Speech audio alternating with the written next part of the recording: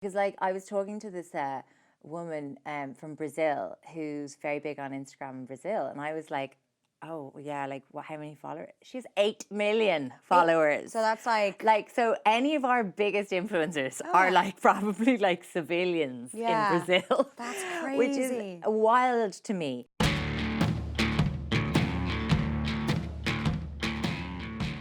Hello and welcome to the 100th episode of Girls with Goals. I can't believe I'm saying that this is the 100th episode. It's absolutely mad. It feels kind of like a milestone. So for a very special episode, I'm delighted to introduce a very special guest. Author and podcaster Sophie White is with me. Sophie, you're very welcome to the show. I'm frightened because you've oversold me already. Did you like that? No, I'm uncomfortable. I'm like, I'm not special at all. That was a great. I'm really happy that I didn't fluff that intro. To be honest with you, I usually do. So you nailed it. Thank you so impressive. much. So we are going to start with our game. So it's called 6 Words or Less, and it's for any of our readers and listeners of the show or viewers who may not know who you are. I'd say there might be a few. So you have to describe yourself in 6 words or less. So in your own time. Like really in my own time. Okay. I hope I didn't misread what this was. Okay. So I am a writer, podcaster, and instigator of human pyramids. Instigator of human pyramids. Are we talking literally here? Yes. Those. Yes. Wow. You're going to have to invite me to your home. I will probably try and instigate a human pyramid at some point in the night. I'm going to need a little bit of history on that one, probably. Can you tell me a bit more information as to how that originated? It probably originated deep in the depths of a night. Feels like it. I want to say in France, maybe. I lived in France for a while. Great icebreaker. Yeah. Now, where are you in the pyramid? Because I know where I am. Like I'm an ambi pyramid participant. Okay. Like that's the thing when you're the instigator, you really need to help people believe in the whole pyramid situation. So like you just need to kind of judge how the crowd are feeling. If they're wondering if they have the strength, for example, I can do bottom row. Okay. No props. Yeah. I can also do top. See, this is it. I feel like I would always be flung up on the top. You know, it's kind of like when I'm. You always assess. You're like, who's lightest? Exactly. Well, when I'm in taxis, I'm always in the middle. You know, if there's 3 people in the back, like I don't ever get the hierarchy of your life. I never get an option. Like sometimes I don't want to be in the middle, but I'm just there. Just slot in. Yeah. So I'd slot on top. I'd be climbing up the top of the pyramid for sure. I think I could be a good base person. You've never done one now? I've never done one. Yeah. See, now it's in your head. I mean, it's only Friday morning though. Like the day is young. The day is young. Today could be the day. Yeah. Never had that before on that game, so thank you so much. I know, now I'm like, what do other people say? They don't say that. Okay. Thank you so much for bringing that to Girls with Goals. It's like, well, you're welcome. Guys, there's a new goal for everyone's life. Human pyramids. Top of the pyramid. They really are great crack. I'd say so. Any major injuries that have occurred? Yes. Oh my God, so many. I think like our last one was maybe like 2018 and it was on like a concrete patio of an apartment. No. And some people on the upper floors were like less impressed with the human pyramid at 3 a.m. Yeah. And they like started throwing water down on top of us. Oh my God, so it was like a slip and slide. It was like slip and slide human pyramid. Yeah. I grabbed someone's face to try and keep from falling off. It does feel like good, clean fun, though. Yeah. Like good, clean, like what you did when you were a kid type fun. Yeah, let's just keep bringing it out. Keep just going. trotting it out at parties. Yeah, I'm gonna get the lads. Let's do it. To do it, maybe before we leave. Okay, before we get into other aspects of your career, which I want to talk to you about, I want to talk to you about Filter This, which is the book at the moment. It's your book, obviously, you wrote it. The reviews that are coming in have just been incredible. Marion Keyes described it as so sweet, so funny. Emer McLyseth, who's obviously one of the authors of the Aisling books, described it as a modern, witty, razor-sharp page-turner. So, like, incredible reviews, and that's just kind of tip of the iceberg. So, I mean, first off, for anybody who hasn't read it, go and read it. It's an incredible read, but can you just kind of give us a little bit about cover. Like kind of what the book's about. Yes, totally. So Filter This is about Instagram, but it is fiction. It's not like a how-to guide to becoming an influencer. It's like really the reverse, actually. Yeah. And it's about Ali Jones, who is a wannabe.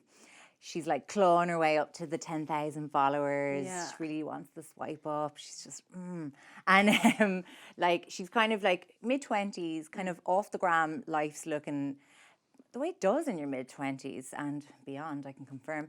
You know, just like her career is really stagnating. She kind of wanted to be a writer when she was in college. She wanted to do theatre writing. And she's now a production assistant on Dirty Old Town, Ireland's longest running and only soap opera. Wow. What could that be? And her dad's really ill, and she basically kind of just starts to kind of hide in Instagram. Yeah. It's like a little escape hatch from all the really hard stuff she's dealing with. Yeah. And she basically inadvertently, initially, leads her followers to believe she's pregnant. Okay. And it like immediately pays off. Her following swoops up, the brands are calling, you know, she's getting SponCon deals, and she just kind of decides to run with it. Right. And see how she can kind of play this bump journey. I mean, you can for the you gram. can feel it spiraling The out of control already. Yeah. Yeah, and then obviously kind of, I mean, obviously complications are going to arise when you're faking a pregnancy. Yeah. But like a kind of like, you know, recent Tinder one night stand kind of resurfaces, having done a bit of maths and believing he's the father. And Ali's a bit like, this could be good for optics. I kind of needed that. And so it's despicable stuff, really. But I mean, I suppose like the whole book of Filter This is kind of about, really for me, denial, I think, is what I kind of see in it. Like, I just kind of think that we have like this option to live an alternate life, you know, for a kind of an invisible sort of abstract audience. And it's so seductive when real life is obviously, you know, boring at best, shit, like a lot of the time, you know? Yeah, So, I was going to ask about, because obviously, like, you know, you were describing Ali there, and it's such a well-rounded character, and I felt like when I was reading about her, like, you'd be hard pushed not to find similarities within her. And I think anybody who says like, I'm not like that at all, or I wouldn't jump on any kind of bandwagon like that, like, I don't know whether they're being honest or not. I can't speak for anybody else, but like, you know, it is a reflection a little bit of, you know, the culture and the society that we're living in at the moment. But where did the inspiration for her character kind of come from? Did you pluck it out of thin air, or is it the way that you've experienced kind of the world online itself, and you wanted to almost like turn it into this person? I'd say it kind of was a few different things kind of converging. So like, I joined Instagram relatively recently, so like the end of 2016. Okay. And I wasn't into social media before that, like quite allergic. Yeah. I just thought Facebook like was just like an eyesore. Aesthetically. I mean, guys. I would agree.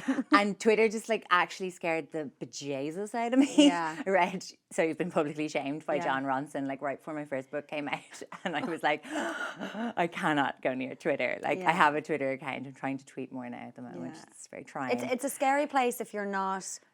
If Twitter isn't your medium, it's a scary place. Yeah, like, and if you're kind of work, naturally a catastrophist, as I am, there's so much potential for being cancelled. And so it was 2016, I just joined, and it was like showing up to the party like when the human pyramids were already going on. Right. Everyone on there was already kind of like off their heads and belugas drunk on Instagram. Yeah. And I was like, it was like being a tourist initially. I was just like, this is what we're doing now? Like, this is what goes on here? Yeah. I was so fascinated by so many of the kind of practices that now like I completely barely see because I've completely inured to it. But like all the filters, like not the kind of, you know, cutesy cat filters, but like the, you know, face improving filters really freaked me out at the start. I was like, I'm like actually a bit like... Especially when you know the person and you know what they kind of look like in real life and you're a bit like, oh. Yes, and obviously I work in media and like I did at the time particularly write a lot in fashion. So I'd often be meeting people IRL and like genuinely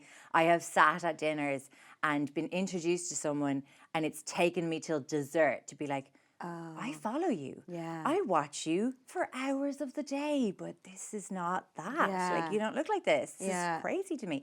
So all that was kind of like percolating a bit. I was like, this is fascinating. And I just thought like it's very kind of a rich sort of like, I just see it as a stage for a story. Yeah. It's about Instagram, but it's about like, feels this is about a lot more than that. Yeah. And then, my dad was really ill, like Ali's dad in the book. And my dad had Alzheimer's, early onset Alzheimer's. And I was very much in the same situation as Ali, sitting at a deathbed, essentially, for years. Like, that's kind of how that illness played out for him and for us, his family. And, when you're with someone and they're dying for so long, you stop seeing it almost. Yeah. And you actually, I think it's a really natural thing now that I've kind of forgiven myself for, but you really build up a wall, actually. You become really, really kind of, detached from what's right in front of you and what you're watching, because you actually have to. For just sheer self-preservation. So, like, I'd often have sat at his bedside scrolling Instagram, and feeling really crap for it, but also it was like a kind of a self-soothing. And so that like feeling crap as in like you felt like you should have been more there, more and present. Yeah. I should be like a better daughter. I should be a better carer. Yeah. It's just, it's a real kind of confluence of kind of guilt and obviously grief, and so I really related to that aspect of Ali. Like, I felt that to do what she does, you need to be in a really acute place of pain, actually. And I thought that's what I see her. So, like, mostly I think when people kind of see the top line of the story, they're like, I'm going to hate this person. But I really wanted her to be a real person. Absolutely. And I mean, the thing that I find so interesting about it is that, like I was saying earlier about seeing elements of yourself within this character, I think a lot of people will relate to her, because it's basically that classic, it's the classic of like, what am I depicting online that people don't necessarily know? And it's like taking that to this other supreme level by faking a pregnancy. But obviously she was going through like incredible hardship and pain in her own life. And then, there's a part of me that's just like do you blame her, to be honest with you? Like, I mean, obviously, that was a little bit too far. Great story, but at the same time, like, wow. But like, aren't we all kind of going around doing this in certain variations of it? Like, really, if we really look at ourselves and examine what it is that we're depicting. Yes. Oh my God. Like, I thought the kind of speed at which Instagram really infiltrated me as a user was like, it was breathtakingly efficient. I genuinely went from like tourist mode to like, I know I don't look like a person who knows my angles. Stop, but I know my angles. And I just really quickly started to catch myself thinking of like, that would be really good for the gram. I was once like, I was sitting in my back room of my house, and like I wanted to take a picture of like the sun coming through the doors, and my friggin' whatever grey palette that I'd introduced to my back room, and the rose gold touches, and there was like these wires, these unsightly wires dangling down from like the middle of the doors, because I live in a real freaking house.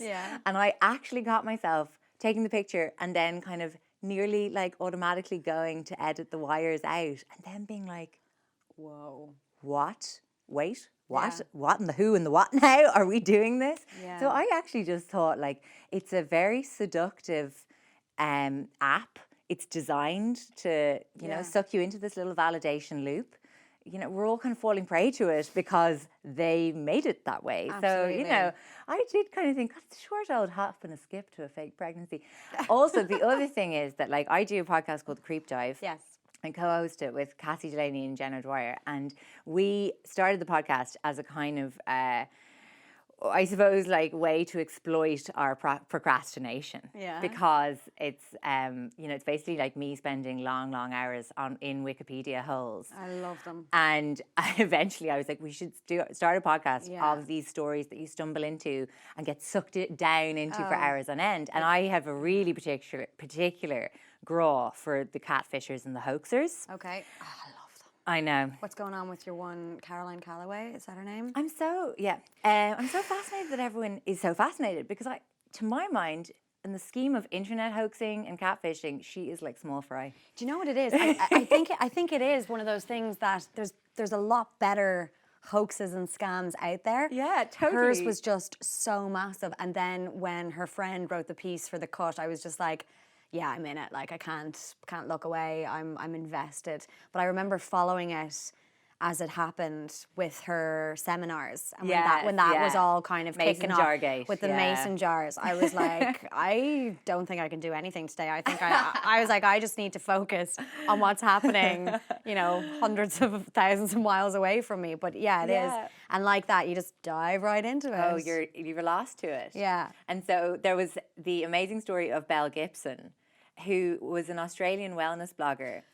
This will all start ringing bells. Stop. Is this the one where she pretended that she was very ill? Yes. Oh, yes. Yes, she pretended to have cancer. Yeah. And her entire personal brand was like kind of based around that she'd kind of eaten herself free of cancer through her, you know, Whole Foods way of life. She had an app called the Whole Foods app that so she was so big that Penguin Random House had given her an advance of $500,000 for her first book. Her app was one of the apps that came pre-programmed on the Apple Watch. Okay. That was launched in 2014, I want to say. I mean, so like it was that forced. is a scale. Yeah, that's massive. It's like when everybody got that U2 album and nobody asked for it. Like literally, that's it. Do you remember everyone was like, "What? Why is Bono playing? I did not want this to happen." But like, as in massive and no control over it. Yeah. And then obviously it transpired that she had never been ill, and that it was serious issues going on there with that one. Like, I mean, absolutely. But since forever, people have had these issues. Yeah. We just now have these people playing them out on this kind of whole new medium that has boundless potential.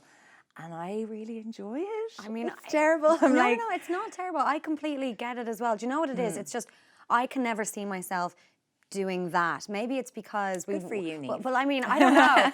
I just don't think. Well, firstly, I don't have enough followers to do that. But for example, did you see the blogger who got into the motorbike accident? Oh yeah.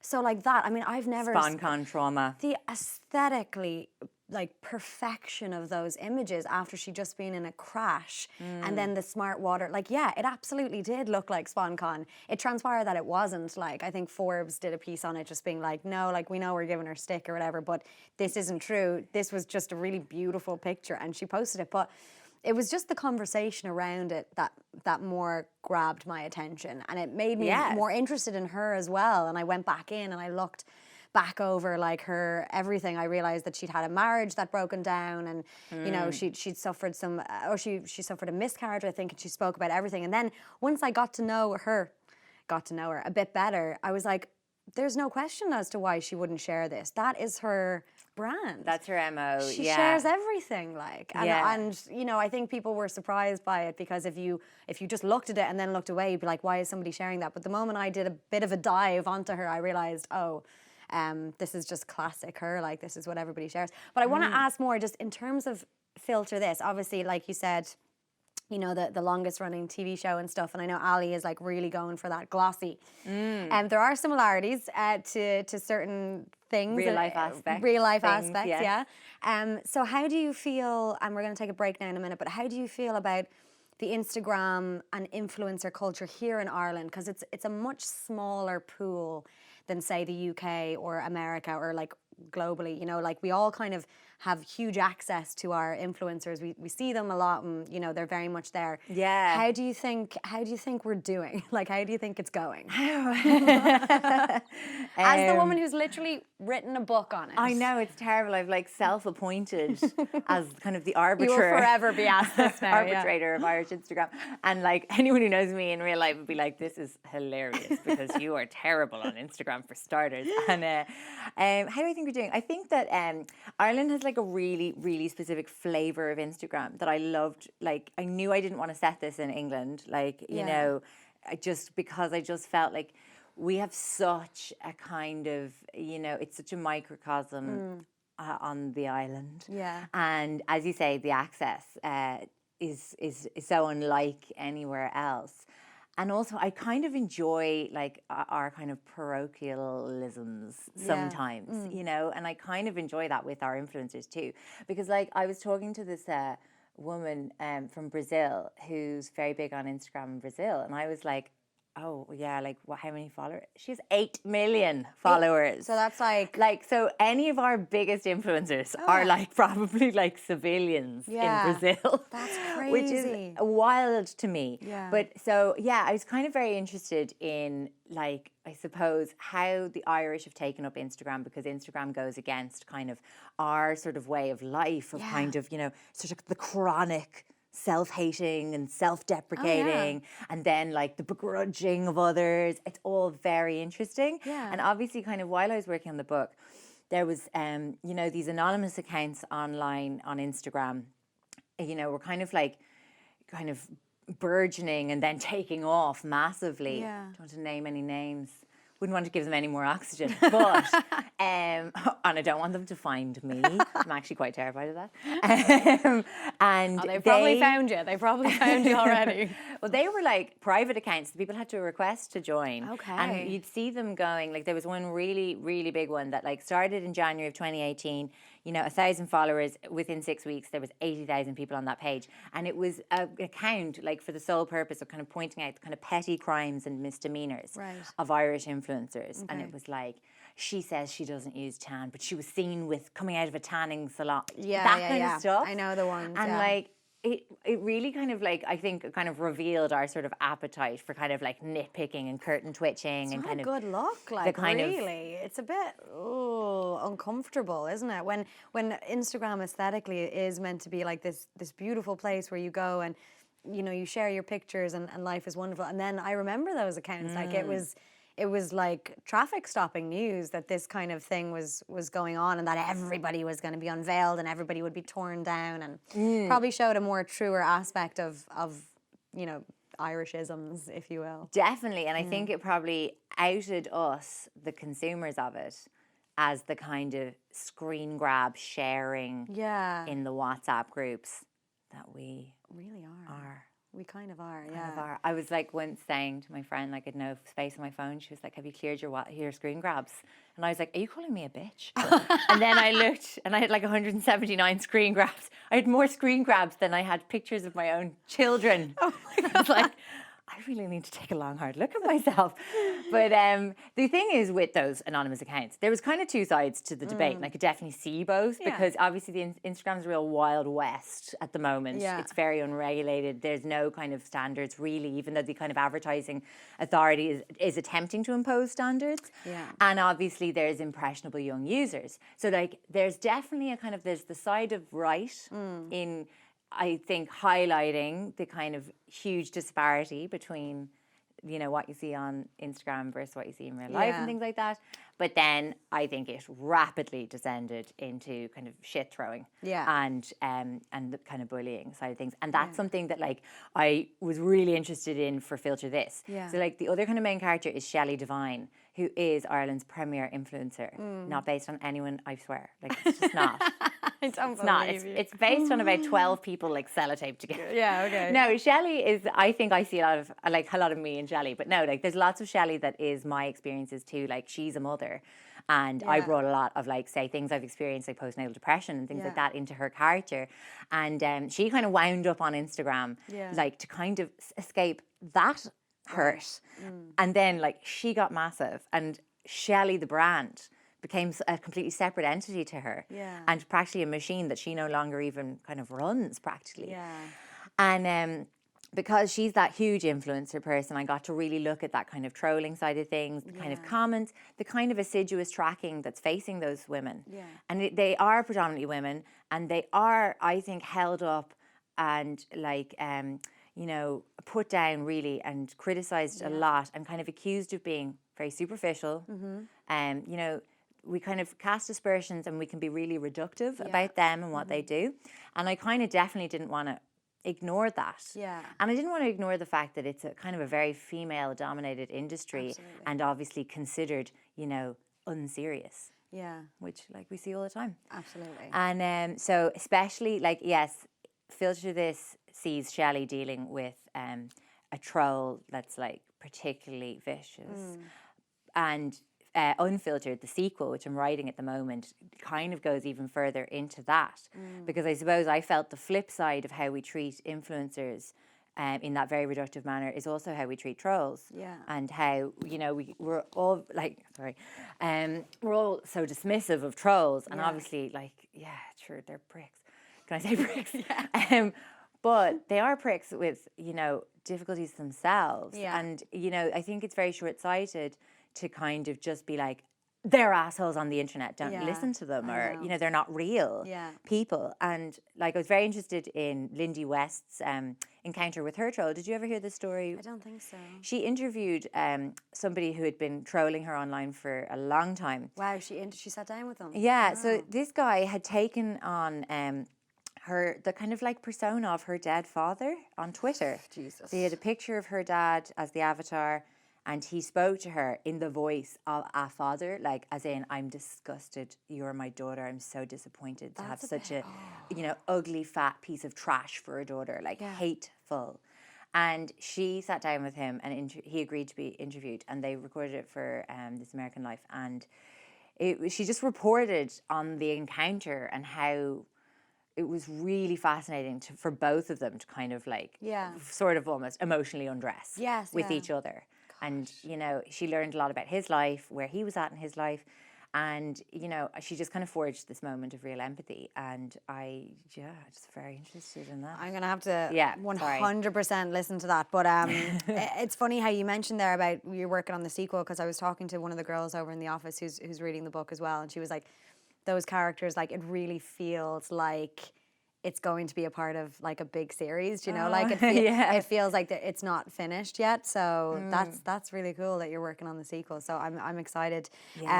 But we wanted to find out a little bit more about how people feel about influencers and the culture as well, because we do talk about it a lot on this show, and we actually always have like quite a few influencers who come on the show as well. But we wanted to find out a bit more about public opinion. So we sent Denise Curtin out onto the streets of Dublin to find out more.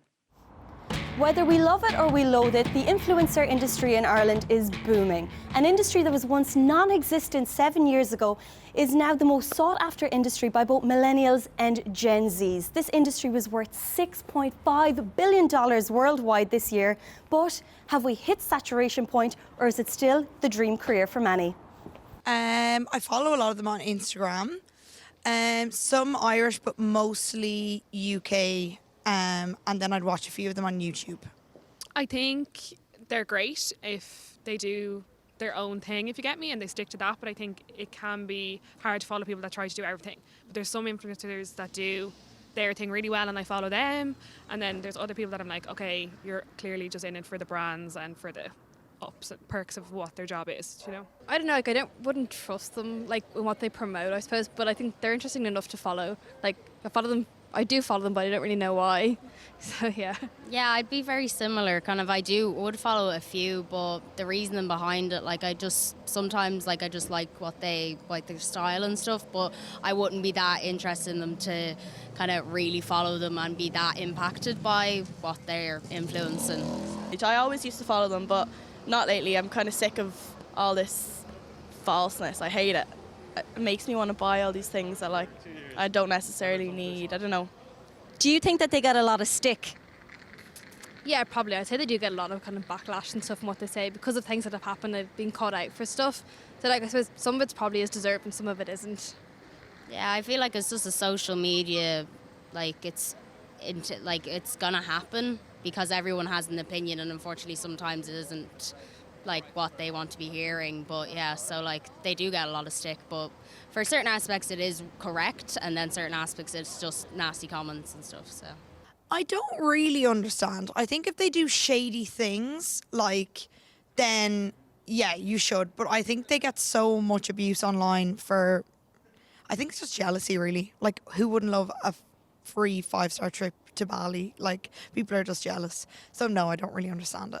I think that when it first started out and influencers became important and people were interested in what they had to say, it was quite a good thing because it was a way of learning about different locations, different restaurants, different clotheslines that you might not have heard of before. But now I think it's gone too far, and I think that the importance that's put on them and the amount of money that they make is just a little bit ridiculous. And do you find that you buy some things sometimes that influencers promote that you don't actually need? Not really. Like if I see something that I maybe would need and they promoting it, I'll be reminded of it because of them. But like, let's say they're posting with some face masks. Like I don't own any face masks, that kind of way. But they always promote this kind of thing, so not really. Yeah, like I feel like a lot of their like promoted stuff and what they get paid for, I wouldn't be that interested in. But in the whole general of what they use, and even when they say that it's not a paid like partnership, I'd be more inclined to do that because it's actually genuine coming from them instead of them getting paid to influence something. So. And is there any influencers that you've unfollowed? Like you don't have to name names, but because you've just got tired of their content, or just because you're like, I can't actually keep up with you anymore? Yeah, 100%. I actually did it the other day. I just felt so bad about myself, so I had to do it. Do you think that the market is probably oversaturated? I think it's way oversaturated. All it takes is to have at least 20,000 followers now, and you get a blue tick, and then people will pay you to endorse their products. And I think that what's happening is the fact that someone is endorsing it just because they have 20,000 followers and they're endorsing, fit tea drinks and stuff like that. I think it's just not healthy for young women, especially, to be looking at that. And there you have it. They're writing books about it, and there'll be movies about it before we know it. No matter what they say, it looks like the influencer industry, it's here to stay. Okay, so we're back with Sophie White, author of Filter This. That was Denise Curtin out there. Do you know, it was funny when we were out and about talking to people. I wanted to ask the question of whether or not people thought that it was fair, the amount of stick that influencers get at the moment. And a large majority of people were saying, no, it's not really fair, because like what you said earlier, like they are usually largely women, like it's mostly a female dominated industry, and they've put themselves essentially on a pedestal, but like it's almost as if people are really happy to just claw them down as much as they can. When you compare it to other industries, like when you compare it to any other job, like nobody is getting that amount of stick and nobody is being looked at in that amount. And I know that there's the argument that, well, they put themselves in that position. But like, imagine That is no argument, in my opinion. Imagine if that happened, like if you were an accountant. Do you know what I mean? And if every time you had to like sign off on, I don't know, a budget, everyone was like, now, did you sign off correctly? I don't think you did. Did you #add that? Like, I mean, exhausting. Yeah. Like, Yeah. I'd be absolutely knackered. I think that, like, I mean, I don't want to always come back to my feminist conspiracies, but like, Do it, Sophie. I'm Let's gonna just do it. Where's my tinfoil hat? Like, honestly, people just want to hate women. People just want to hate women. Well, you can say it. You looked as if you didn't want to say it there, but like, I just think that like people love any old excuse, really. yeah. To rip down women, and as I said earlier, like with that whole thing of like the kind of sort of Instagram scene being seen as unserious and a woman's kind of domain and therefore kind of irrelevant or shallow, like is just, to my mind, incredibly simple-minded. Yeah. I kind of think anyone who sort of uses the kind of like, who kind of uses that sort of argument of like they put themselves out there, I mean, that is literally a stone's throw from the "they're asking for it" phrase, which, is obviously really problematic. I mean, it's But funny. they're not people, I think, who are engaged very deeply with Instagram, No. because they are the people who kind of think that they're kind of intellectually superior to something like Instagram. Which is fine, like, but we're going to leave you behind. Obviously, you're not invited on the arc where we're going to go and absolutely. continue into the future. Yeah. But it's ignoring, I suppose, all the kind of brilliant stuff that goes on Instagram. Yeah. Like all the kind of like activism. Yeah. Real kind of like pockets of communities that have evolved on Instagram, and like it really, I think it just sees that kind of very top line stuff of like somebody selling skinny tea.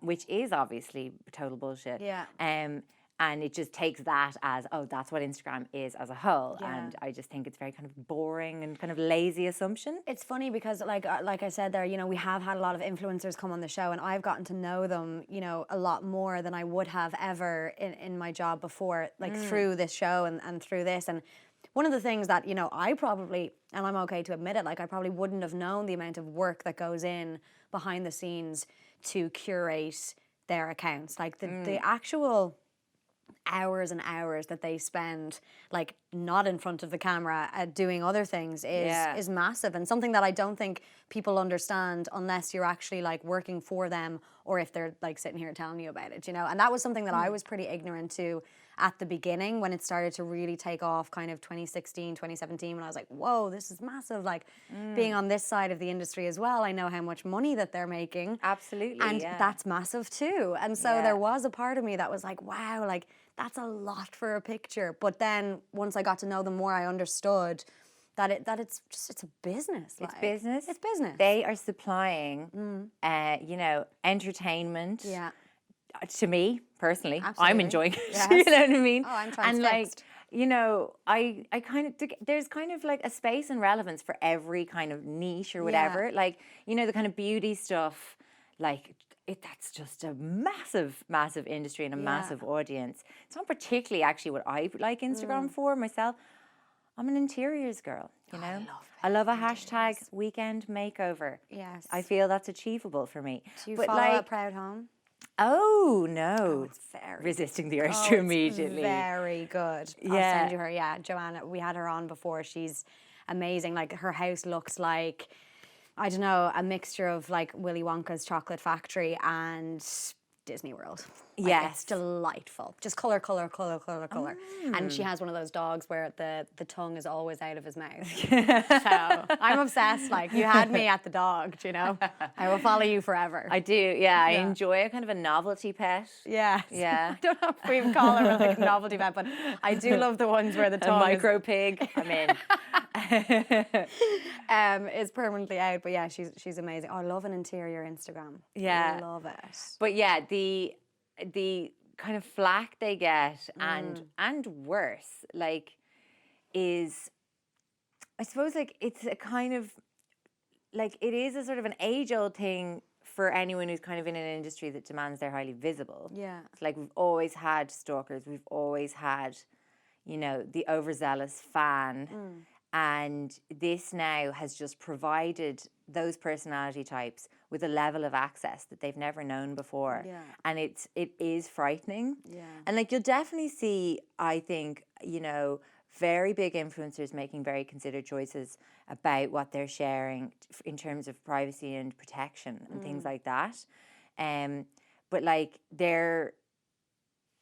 it is scary existing online, even as just like a civilian. You know, I've had people, like, for my limited kind of level of exposure that I would do as a writer, you know, I've had people kind of infiltrate my, you know, inbox and my DMs and, you know, letting me know, you know, how they feel about me. How they feel about yeah, you. Yeah. Yeah. And so I feel like I've maybe felt like a kind of literal kind of like 0.01 kind of Of it, yeah. percent of what that kind of like being so vulnerable must feel like. Do you know the way you've like, obviously you've written a book about it, and you know, on the back of that, a lot of people are like asking questions of it. You know, when you can get a little bit of fatigue from scrolling, and you just need to almost like switch off. Yeah. Are you a little exhausted by it having like been in it? Like, because I'm presuming that when you're writing a book on it, you're so immersed within this world. Yeah. And like, obviously, you know, the characters have more depth, and it's not just about, you know, Instagram. It's a wider view. But at the same time, like, do you get a little bit exhausted by it at times? Yeah, I definitely think I hit kind of a fever pitch of obsession with it. Yeah. You probably needed to in order to get the book done, though, to be fair. Absolutely. Yeah. Although I did get endlessly sidetracked. I'd be like, literally yesterday, I had to look up Courtney Adamo just to like kind of check one thing, kind of like a little aesthetic detail for a scene. And like 4.5 hours later, I was like so far down the Courtney Adamo rabbit hole. So attractive on there. You're just like, it's just washing over you, and it's just so beautiful. But Next episode of the Creep Dive. yeah, like, well, in answer to the kind of long series question, I never saw it going past 2 books. Okay. And I have I obviously have outlined the ending and things like that, so I know how it ends. How does it end? No, I'm just kidding. So Spoiler. I don't think I would have I don't think it would hold my interest. I don't know if Yeah. I'd have the appetite to continue in this world Yeah. beyond another book. Okay. Definitely. I wouldn't say I'm actually like that heavy a user, possibly. Like, I don't Okay. know. It's hard to kind of judge it, isn't It it? is hard. There's apps that you can get that judge it, but I refuse to download them. Yeah, I've done. Don't want to them. know. I don't want to know. I did them in the past once for a podcast episode I was doing, and like I think my kind of phone use amounted to about 2.5 hours Yeah. in a 12-hour period, and like compared with a lot of other people, I That's actually not thought that wasn't too bad. That's not bad at all. Yeah. I actually don't want to know. I think that my life is going to be okay if I just choose not to find out how many hours I'm on WhatsApp and Instagram, do you know? I do A think lot it's of all a it's bit job. of it's a sensory Yeah. assault. Yes. So I do totally relate to what you're saying about that. I use airplane mode a lot, actually. It was kind of my main kind of approach to working, for example. I'll put Yeah. my phone on airplane mode for stretches because it kind of counters that kind of knee-jerk little kind of, what is it? It's like a tick. It is. Picking up the phone, picking it up again, refreshing, all of that kind of stuff. It's in the second book, I kind of like, it's kind of hard to talk about the second book without spoiling the first book. Okay. But one thing I am really enjoying about the second book is that I'm writing about a catfishers recovery group, recovery program. Oh, wow. And that's kind of a part of the second book, is that some people are in Catfishers Anonymous. Right. And That's so interesting. I love that. well, it's a part of it that I'm really enjoying exploring. Yeah. I mean, a part of me, again, possibly the tinfoil hat wearer, is like, we'll all end up in Catfishers Anonymous, because like slowly but surely we're all catfishing people. Oh, yeah. On kind of to varying degrees. There's like a sliding scale now of catfishing. Absolutely. That's it. Like, I'm there with like, you know, I love the Oslo. Oh, yeah. You know, Yeah. I have to stick an Oslo on. Yeah. It's not huge lying, but I like the Paris filter myself. Like, you know, Same it's just time. it's a little nudge. just a little help. But if you put any filter, you know, you are augmenting that Definitely. reality. Like, Yeah. definitely. So even if you're like, she doesn't look like that, I can't believe she puts those things. Does she think that we think she actually has mouse ears? Fine.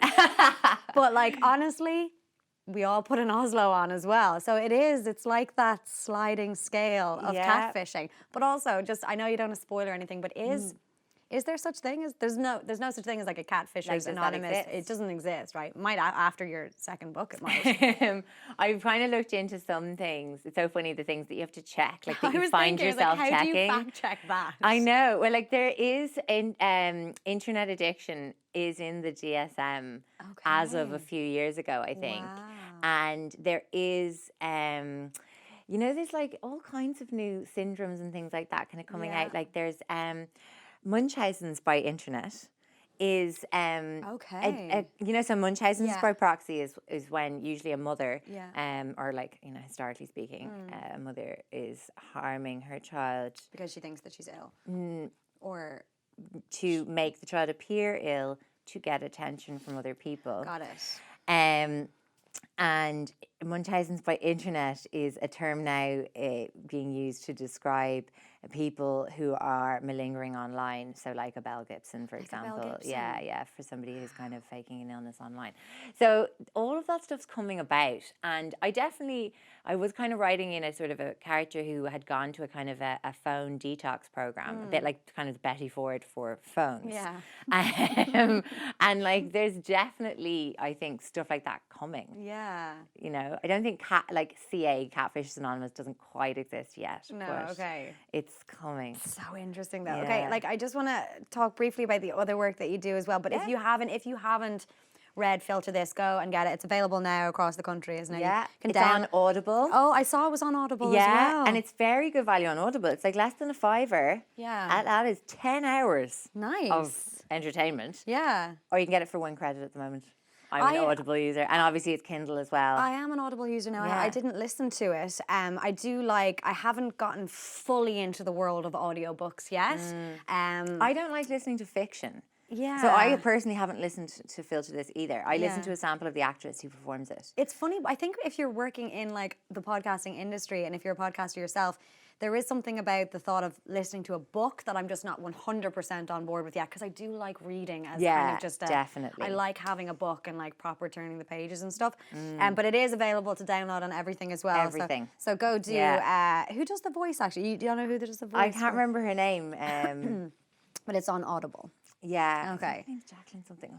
Can't remember. Okay. I mean, I've spoken to a lot of people who've listened to it, who Right. like reported really enjoying it, listening to it. So Okay. Amazing. take that. I just find it hard to keep track of characters and things like that when I'm listening to fiction. I listen to loads of nonfiction. Yeah. Like, I find that way easier. Do you know? Absolutely, yeah. Yeah. So we did speak a little bit about the creep dive as well, but you also are on Mother of Pod. Yes. With my friend Jenna Dwyer. Yeah. Which is a podcast about motherhood. Yes. And ostensibly, but ostensibly, strangely, we spend a lot of time talking about Pornhub.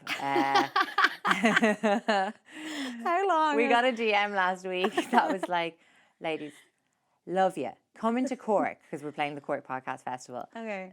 Come into Cork, but can you please stop talking about dogs' genitalia? And Jen sent it to me in our WhatsApp, and I was like, I can't even think of when we were talking about dogs. She was like, it was literally the most recent episode. Yeah, right. So this is the thing about Mother But of it's definitely Pod. not an instructional podcast about parenting. And this is the thing that I think, like, sometimes when it comes to parenting podcasts, they do tend to fall into that, not instructional necessarily, but like tips and tricks and all that kind of stuff. Like Mother of Pod, it definitely goes against the grain in that way. And tell us how long it's been going on and where it kind of originated. Yeah, like we've been doing it for over a year, 2 years in January.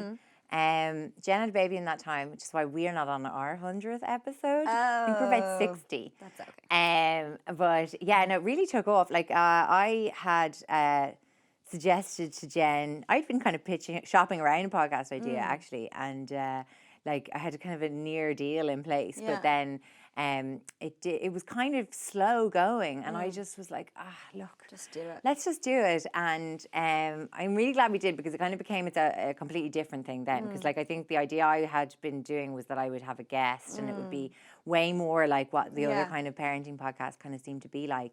Whereas me and Jen, it was just from the beginning like shooting the shit, which sounds like it shouldn't work at all, and I still kind of can't believe it does, to be honest. But like, I guess the figures don't lie. But like, and we're very, very grateful that people seem to love it or like it anyway.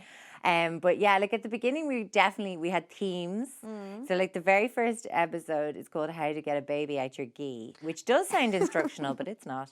The second episode was like everything you never wanted to know about sex after babies. Yeah. And we then, I think, like from by 20th episode started like massively diverging. Right. So now episodes are called things like non-stick mam pants and, you know, mother of prod. So but we generally talk about now practically it's kind of like our week in parenting. Yeah. I think we talk quite a lot about our relationships actually. Yeah. And we've covered a lot. Like Jen has you know, been through a lot of difficulties. She suffered a lot of pregnancy loss. We've talked a lot about that. Yeah. We'd have talked a lot about postnatal depression. Like, but I mean, in the same episode, we'd like talk about postnatal depression, and then we'd like talk about, I don't know, like a freaky ghost story that happened to one of us, or you know, actually, I think in that episode is called "Mental Health and Mincemeat," and it includes an anecdote about Jen's husband once enacting the most specific revenge on an old housemate of theirs. Basically, she had like borrowed his jacket to go to the shop in the pissing rain and left it in a pile so that it hadn't dried properly. No. So then Dan, really memorably, went up to her room when she was out one day, found this like silk blouse and put it on, and went downstairs and cooked like a pan of mincemeat and onions while wearing her beautiful silk blouse. And she came back in and lost her shit. So that's like kind of genius though. I know, at the same time. it is. I mean, basically, I mean, I'm not selling it, but like it seems to be going well. That's kind of what the podcast is like. Yeah. You know, so we talk a lot about our experience of motherhood and things like that, but it's such a kind of a free for all, really. Yeah. And we also like would do a kind of weekly, like, we call it shit to do now that you can't leave your house because you made people, but it's like our culture wrecks. And it's usually actually like the two of us are bed into YouTube around the clock. So it's usually like what weird stuff we're watching on YouTube. And we've done some great interviews as well, actually. So like, you know, we've had like a mum on whose younger son is autistic.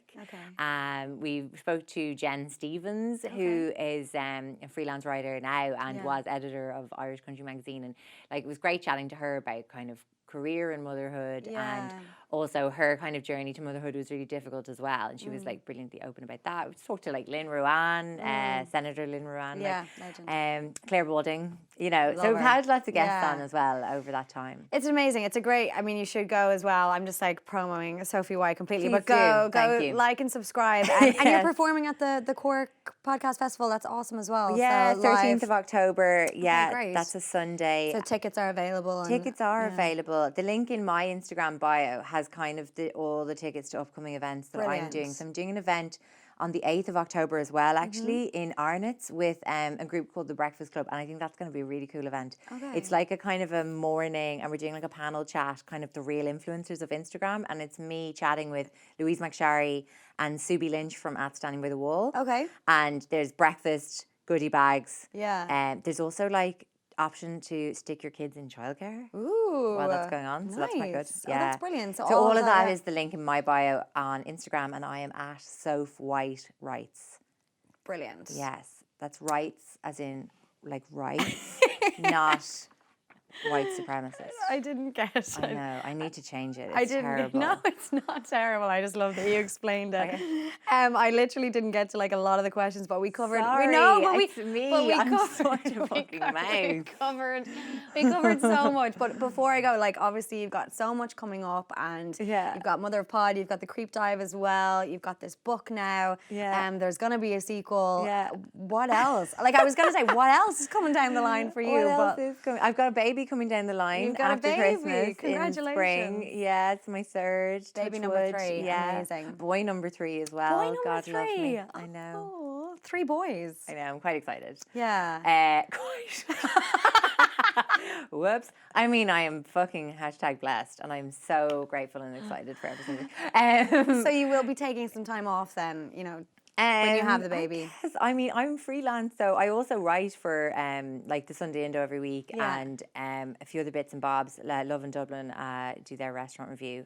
Sweetest gig of my life. Like, we didn't even get to talk keep about waiting to your be fired. recipes for Nervous Breakdown, Nervous Breakdown, which I adore. which is still available. Oh, thank you so much. Still available. It's like, it's a hybrid. I can't even. Kind of memoir cookbook. Exactly. Like, I mean, and I think that's my first book. That's as much I think that you need in terms of a description. Half memoir, half cookbook, and there are lots of butter. Lots of butter. Yeah, absolutely. The peanut butter cups. Oh, I know. Yes, so good. Yeah. So yeah, I'll take a bit of time. I usually take a few months, kind of depending on work. But yeah, I'm lucky that I can kind of move things around, I hope. Yeah. It kind of always depends. But I've always had this career when I've had kids. Yeah. Do you know that kind of way? Like before I had kids, I was a chef. And so I only know this version of kind of making motherhood and work. Yeah. Work. So I think I've gone into every maternity leave up to this point with an ambition to take 6 months, and it's kind of never really worked out. But to be honest, it's never really suited me either. Yeah. Like, I really love working. And the other thing is that I'm really lucky because I haven't had to ever do that thing that most women have to do, which is, yes, they might get a longer maternity leave, but potentially they have a sense of security about it, but they have to go from being totally at home, on that buzz to then back to 9 to 6 or 8 to friggin' 7. And it's such a horrible, it's kind of a drop off the cliff then. Whereas I've always been able to just kind of integrate the two a bit better or a bit more. Like, it's definitely different when you're in this industry. I think I actually was watching Louise McSharry's story there recently. And sorry, I'm laughing because she had this ridiculous tabloid headline. Did you see it? Now, we won't name the tabloid, but like I saw that. She named the tabloid. Yeah, I won't name the tabloid. But I just thought it was so fascinating because like I think she was at an event or something. She was talking about her maternity leave, and obviously Louise is very open on her Instagram about like everything that's going on in her life. And I think she said pretty much the same thing that you just said, that like she's lucky in the fact that she's never worked a 9 to 5 and she can go back and she's looking forward to it. And I think the headline read, she's broke and she needs to go back to work or something. Broadcaster broke. Yeah, I mean, oh my god. No comment. Yeah. I mean, I could go deep, but No, like, but she did. it's She did kind of call it. enraging. But I think she took it really well. I was Yeah. like, that Yeah. would enrage me. But she was really kind of talking about it very honestly. And I think when a headline like that, when something is written about you like that, you do have the right to talk about it, especially if it's coming out of your mouth, and especially absolutely. yeah. But I do think it's a funny thing. Maternity leave for every woman can be different. It doesn't have to be that same thing that everybody thinks of. I think probably, and I don't want to make any assumptions, but I feel like she probably was also trying to make the point of like that thing. A lot of people kind of assume if they see you on TV or you're on the radio or whatever, that you must be loaded. Yeah. Which, guys. Yeah, we're on YouTube right now, so obviously I'm gonna. We've obviously made it. Yeah, my BMW is in the courtyard, so that's how I'm getting home. But yeah, No, on that note, I am not loaded, so please consider buying Filter This to feed my children. To feed the two and the one on the way. Yeah. Sophie White, it's been an absolute pleasure meeting you. No, And thank you for so having much. me. No, thank you so much for coming in. That is all the time that we have for this week. So thank you again to everybody for listening and for watching for the last 100 episodes. Please do go like and subscribe and keep listening. We've got some really exciting things coming up.